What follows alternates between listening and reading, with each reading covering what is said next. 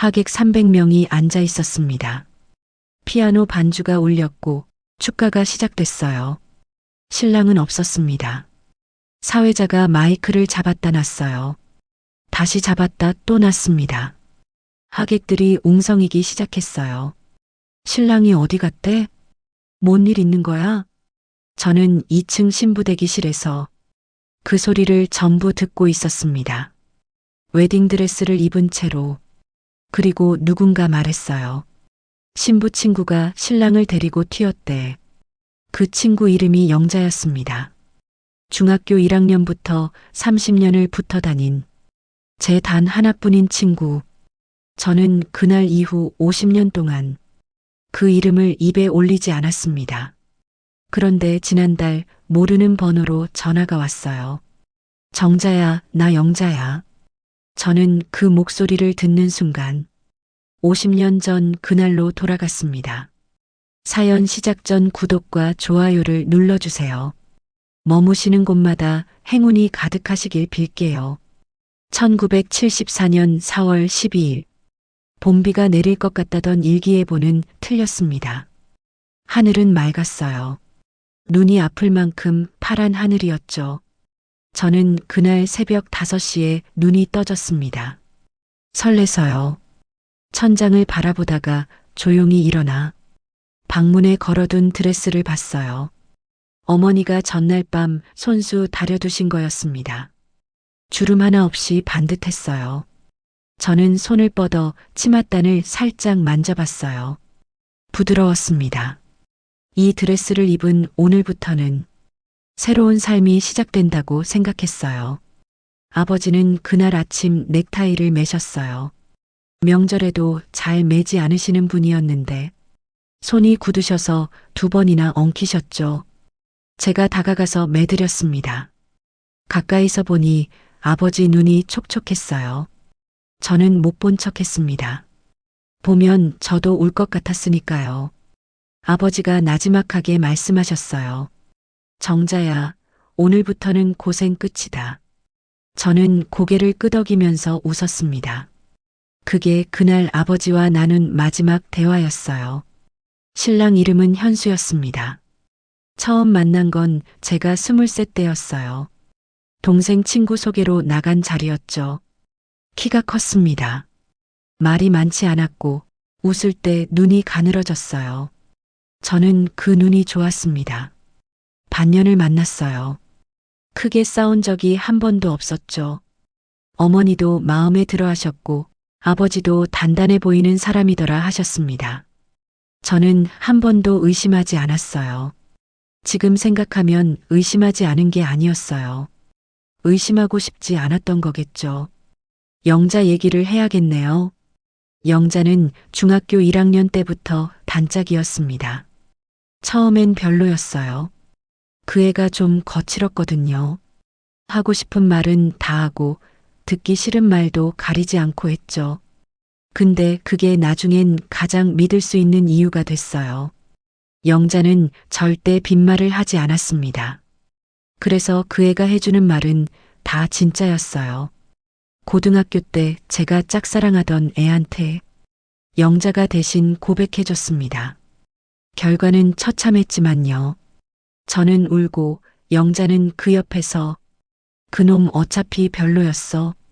그게 위로가 됐습니다. 결혼 소식을 전하던 날 영자는 제 눈을 똑바로 봤어요. 정자야, 그 사람 진짜 좋아? 저는 웃으면서 대답했습니다. 응, 좋아. 착한 것 같아. 영자가 뭔가 말하려다 멈췄어요. 잠깐 입술을 달싹이다가 그냥 그래, 잘 됐다 했습니다. 그때 저는 아무것도 몰랐어요. 근데 지금은 알아요. 그 애는 그날 이미 뭔가 알고 있었던 거예요. 결혼식 날 예식장은 성북동이었습니다. 하객이 300명이 넘었어요. 아버지 공장 동료분들, 어머니 개 모임분들, 친척들, 동네분들. 저는 신부 대기실에서 기다렸습니다. 들러리 친구들이랑 웃고 떠들었어요. 거울 앞에서 드레스 자락을 만져보기도 했고요.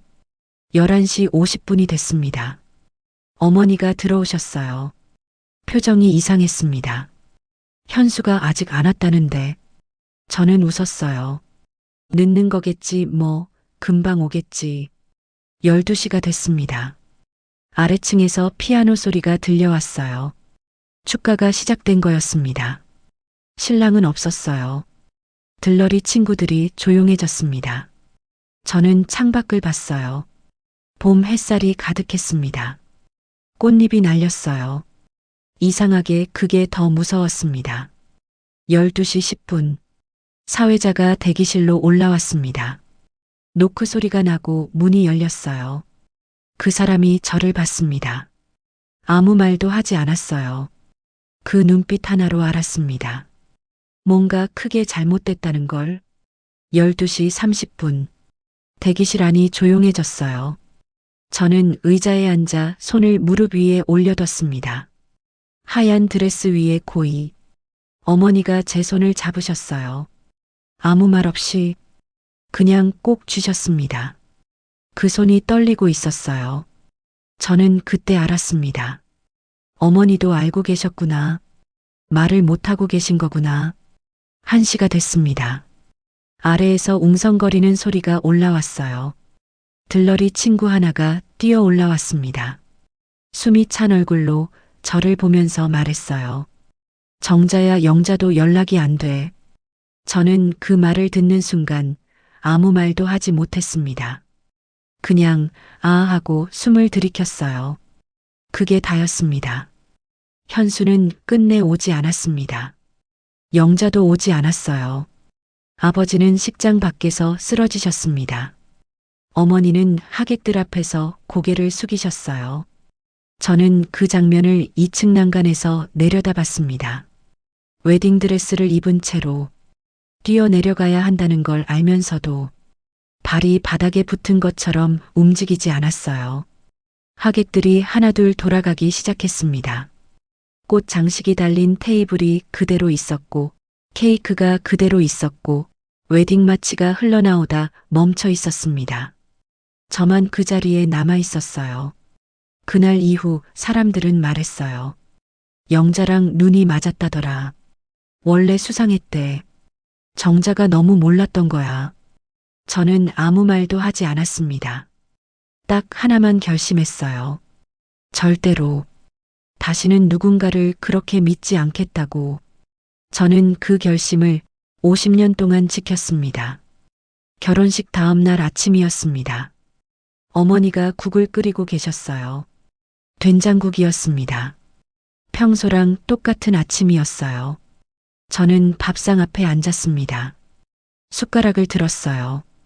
근데 손이 멈췄습니다. 밥상 위에 수저가 2벌 놓여 있었어요. 어머니가 습관적으로 2벌을 놓으신 거였습니다. 오늘부터 신혼집으로 가야 하니까 제 자리는 없어도 된다고 생각하셨겠죠. 그런데 신혼집은 없었어요. 저는 아직 여기 있었고 수저는 2벌이었고 어머니는 그걸 알아채고 황급히 1벌을 가져가셨습니다.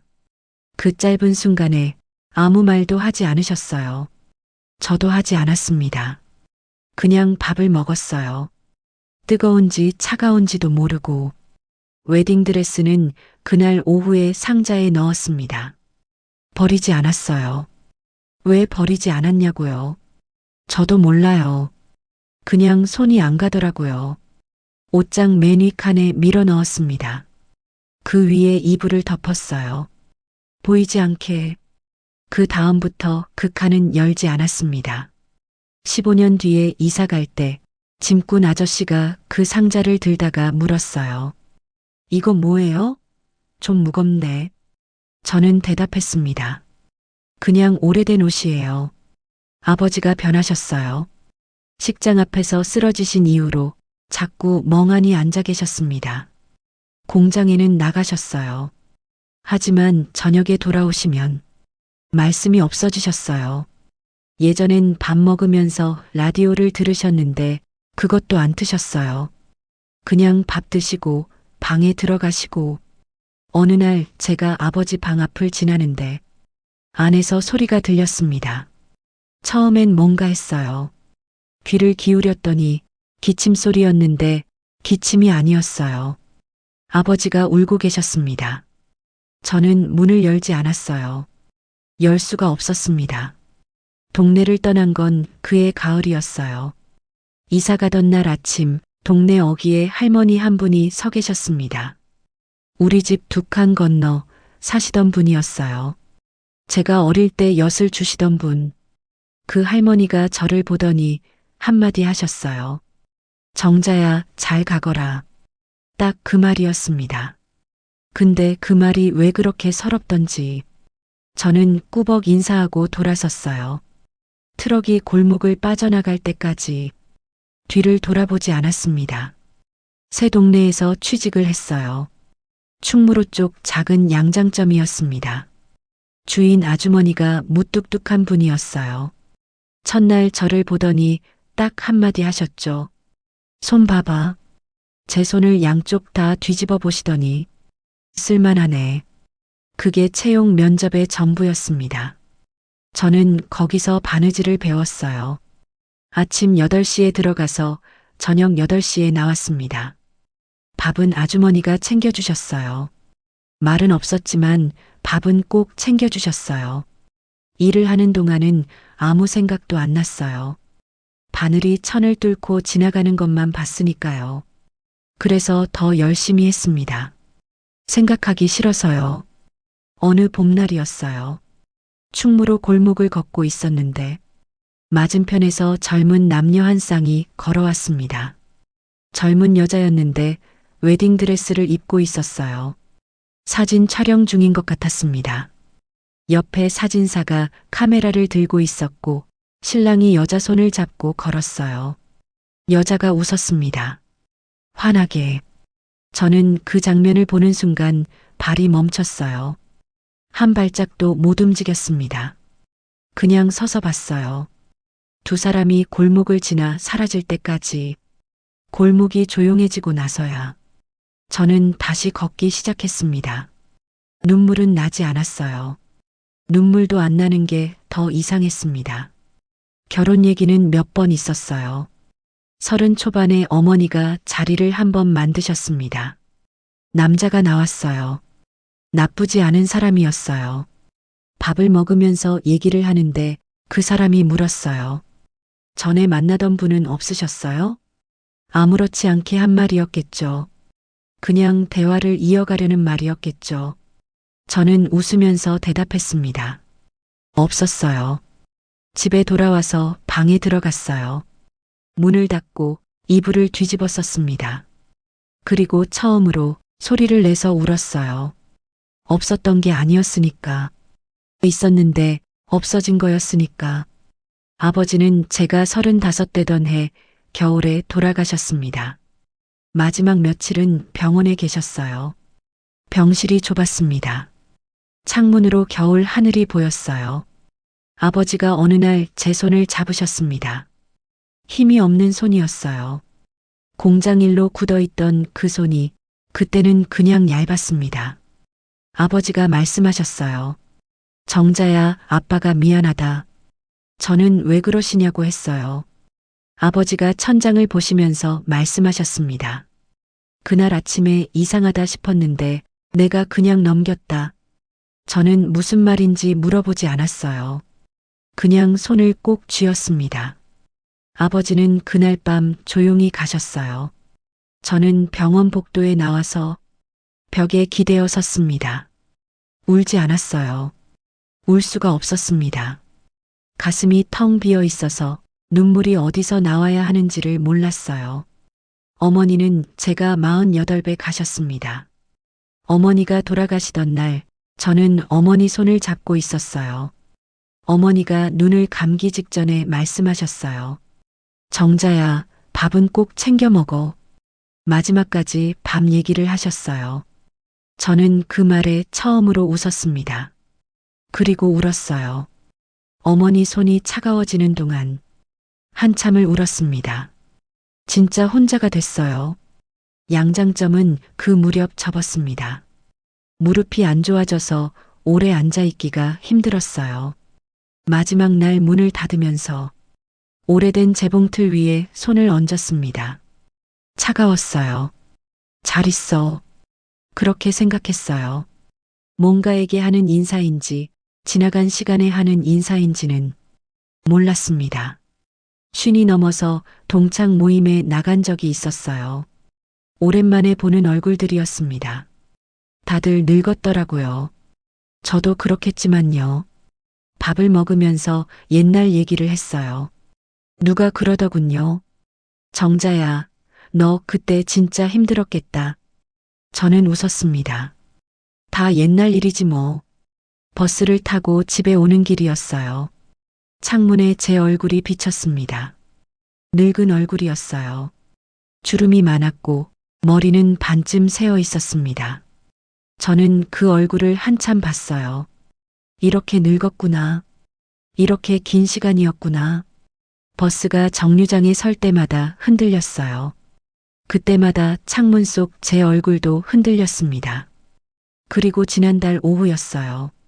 저는 거실에 앉아 있었습니다. 텔레비전 소리가 났지만 보고 있지 않았어요. 창밖으로 햇살이 들어왔습니다. 먼지가 햇빛 속에서 떠다니고 있었어요. 그걸 보고 있었습니다. 저도 저 먼지 같구나.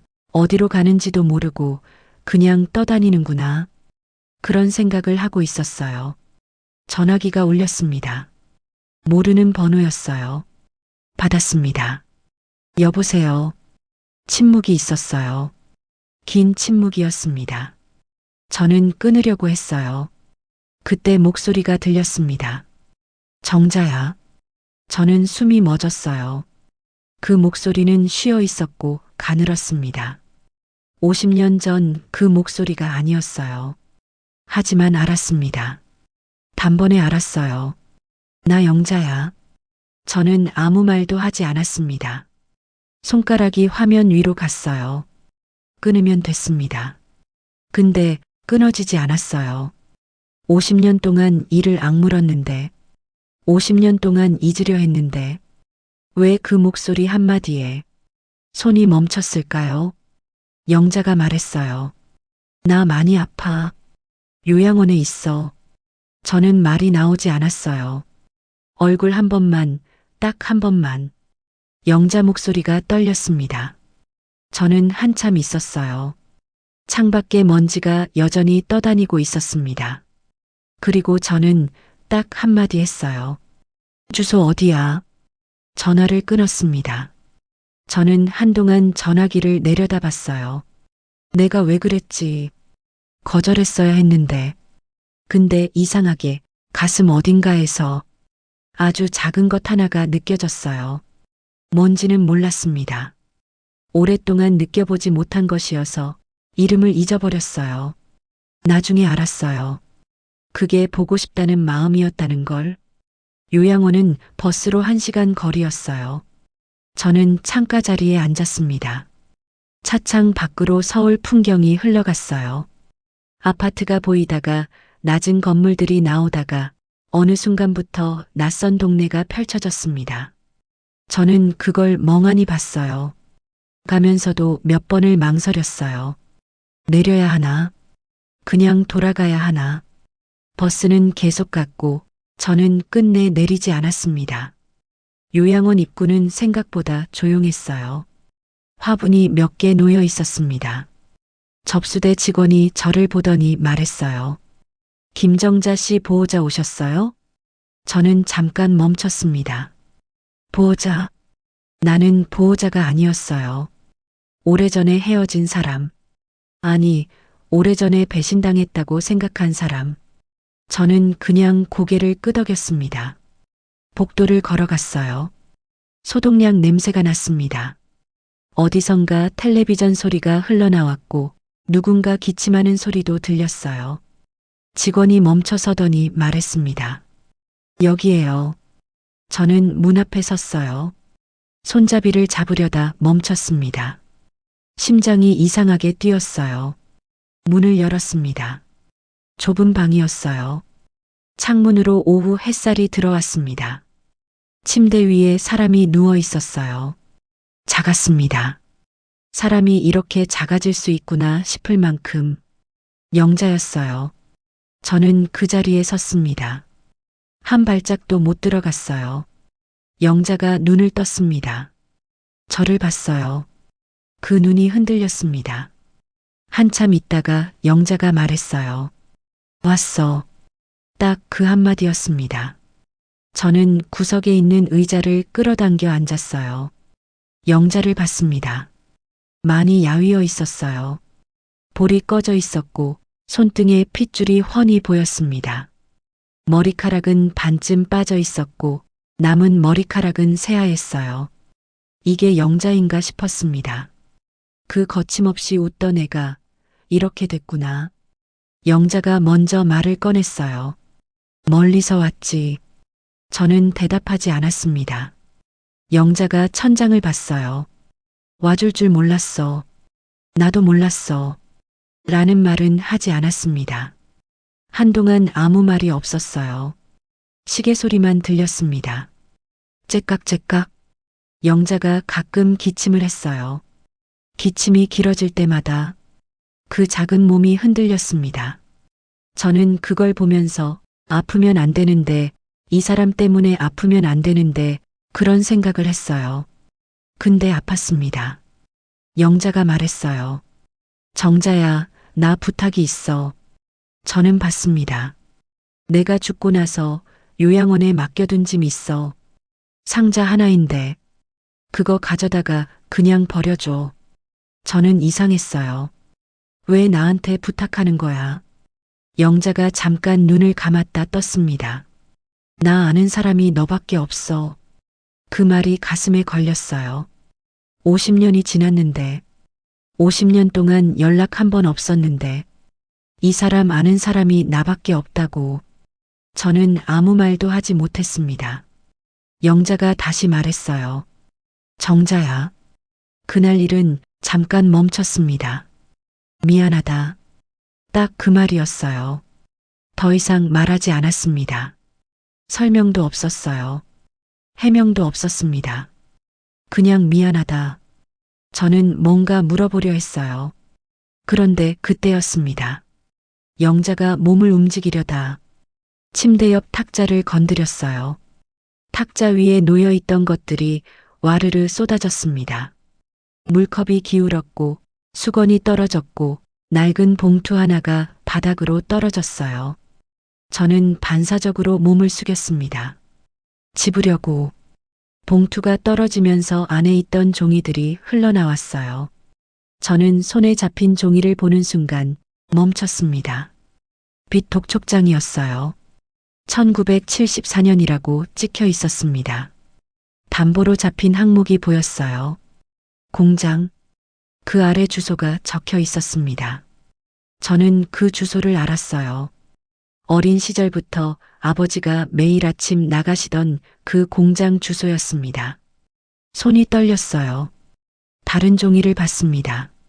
진단서였어요. 1974년 3월. 강경화 말기. 이름은 강현수. 저는 숨이 멎었어요. 강현수? 제 신랑이었습니다. 저는 고개를 들었어요. 영자를 봤습니다. 영자는 눈을 감고 있었어요. 손이 이불 위에서 떨리고 있었습니다. 영자야. 영자가 눈을 뜨지 않았어요. 이게 뭐야? 영자가 손을 뻗었어요. 줘. 저는 주지 않았습니다. 영자가 눈을 떴어요.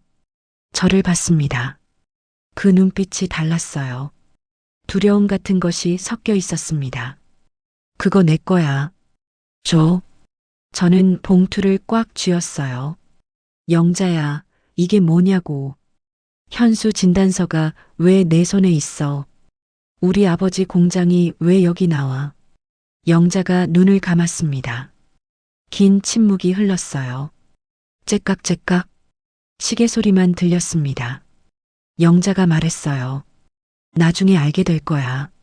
저는 그게 무슨 말인지 몰랐어요. 지금 말해. 지금 말해줘.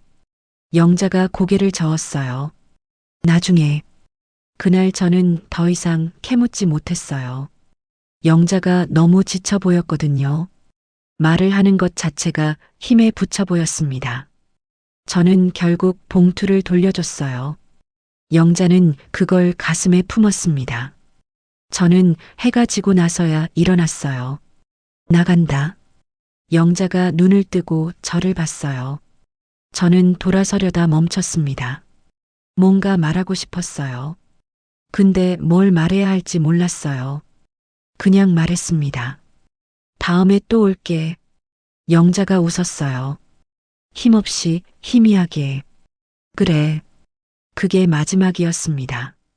그날 밤 12시가 조금 넘어서 요양원에서 전화가 왔어요.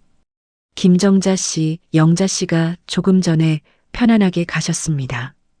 저는 전화기를 들고 한동안 서 있었어요. 다음에 또 온다고 했는데 다음이 없었습니다. 장례는 조용했습니다. 문상객이 많지 않았어요. 요양원 직원 몇 분, 그리고 저. 그게 다였습니다. 영자 가족은 없었어요. 형제도 없었고, 자식도 없었고, 남편도 없었습니다. 영자도 저처럼 혼자 살았던 거예요. 50년 동안. 저는 빈소 앞에 앉았어요. 영정 사진 속 영자는 젊었습니다. 아마 40즈음에 찍은 사진인 것 같았어요. 웃고 있었습니다. 저는 그 웃음을 알아요. 뭔가 숨기고 있을 때 짓는 웃음이었어요. 그 애는 항상 그랬어요. 제일 힘들 때 제일 크게 웃었거든요. 장례를 치르고 나서 요양원에 갔습니다. 영자 짐을 정리하러요. 직원이 창고에서 상자 하나를 가져왔어요. 낡은 상자였습니다. 테이프가 여러 번 덧붙여져 있었어요. 오래된 것들이 담겨 있을 것 같았습니다. 저는 상자를 들고 집으로 왔어요. 거실 바닥에 내려놓고 한동안 들여다봤습니다. 버려줘. 영자가 그렇게 부탁했어요. 열어보지도 말고 그냥 버려줘. 저는 열었습니다. 버릴 수가 없었어요. 상자 안에는 오래된 것들이 있었어요. 빛바랜 사진 몇 장, 낡은 수첩, 그리고 편지 봉투 하나. 봉투 앞면에 이름이 적혀 있었습니다. 김정자. 제 이름이었어요. 글씨가 떨렸습니다. 힘이 없는 손으로 쓴 글씨였어요. 저는 한동안 그 봉투를 들고 있었어요. 열어야 하나? 영자는 버리라고 했으니까. 이걸 읽으면 안 되는 건가? 근데 이름이 제 이름이었어요. 저한테 쓴 편지였습니다. 저는 봉투를 열었어요. 편지지가 3장이었습니다. 첫 줄을 읽는 순간 손이 떨렸어요. 정자야. 이 편지를 내가 읽고 있으면 나는 이미 없는 거겠지. 미리 써두는 거야. 말로는 못할 것 같아서 저는 숨을 참고 읽었어요. 나 현수 회사에서 격리로 일했던 거 알지? 너 결혼식 6개월 전부터였어. 처음엔 그냥 열심히 일했어. 근데 장부를 보다가 이상한 걸 발견했어. 현수가 회사 돈을 빼돌리고 있었어. 오래됐더라고. 금액이 컸어. 그리고 그 돈 일부를 갚으려고 새 담보를 찾고 있었어. 네 아버지 공장이 담보로 올라와 있었어. 결혼하면 자연스럽게 가족이 되니까 그게 현수 계획이었던 거야. 저는 손이 떨려서 편지를 내려놨어요. 잠깐 눈을 감았습니다. 그리고 다시 읽었어요. 내가 그걸 알게 된 날 현수가 나를 불렀어. 다 알고 있냐고 물었어. 나는 안다고 했지. 그 사람이 웃더라고. 무서운 웃음이었어. 그러면서 말했어. 영자 씨도 장부에 손 댄 거 내가 알아요. 저는 거기서 멈췄어요. 편지를 다시 봤습니다. 정자야, 나 고백할게. 나 그 회사 다니면서 돈 건드린 거 맞아. 많지 않았어. 어머니 병원비였어. 갚으려고 했는데 그게 잘 안 됐어. 현수가 그걸 알고 있었어. 내가 입을 열면 나도 같이 끝난다는 거. 그게 그 사람 패였어. 저는 눈물이 났습니다. 참으려 했는데 안 됐어요. 그래서 나는 말을 못했어. 니한테 진실을 말하면 내 잘못도 드러나는 거였으니까. 나는 겁쟁이였어, 정자야. 널 위한 것만은 아니었어. 나 자신이 무서웠던 거야. 근데 그렇다고 그냥 있을 수는 없었어. 너를 지켜야만 했어. 네 아버지 공장까지 날아가는 건 두고 볼 수가 없었어. 그래서 결혼식 날 아침에 현수를 불러냈어. 다 알고 있다고 했어. 장부 사본 가지고 있다고 했지.